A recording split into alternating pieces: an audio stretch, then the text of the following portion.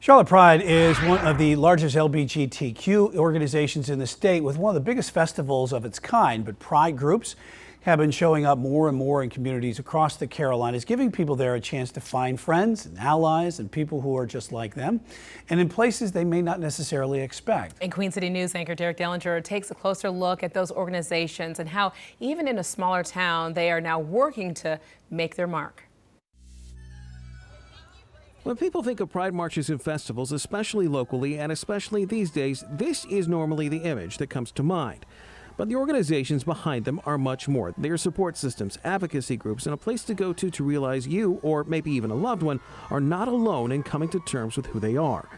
But in small towns, those organizations can mean so much more, providing support in places that are sometimes seen as anything but accepting. People still get surprised. Everybody, because we don't go overboard with the advertising like locally, so you don't see our flyers up a lot, but it's expanded every year. Kara Murphy is with Union County Pride, which has had an interesting past few years.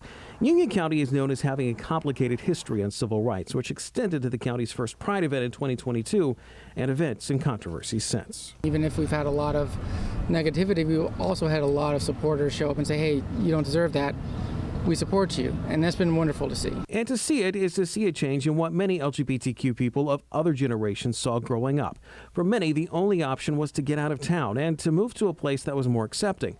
But more and more, people have decided to stay in the places they grew up in to make a life for themselves. Queer people are here, and we shouldn't have to leave to find acceptance and love in our communities. Dylan Emery, along with Hannah Wilder and Melissa McCleve, are all part of Shelby Pride. When we first started, honestly, I think we expected a lot more pushback, especially just locally. But in Shelby, they noted if it has happened, they haven't seen it. I'm very happy to see the way that Shelby has grown in the last few decades since I've been alive. Pride organizations and events are all over the area. In addition to Shelby and Union County, Salisbury Pride and Rock Hill Pride are the other large notable groups and celebrations.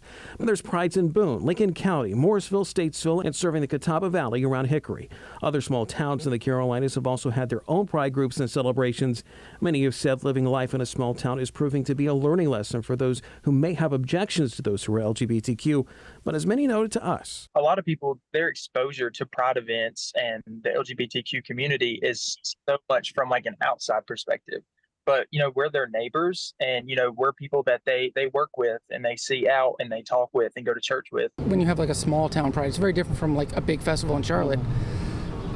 It's a lot of person-to-person interactions.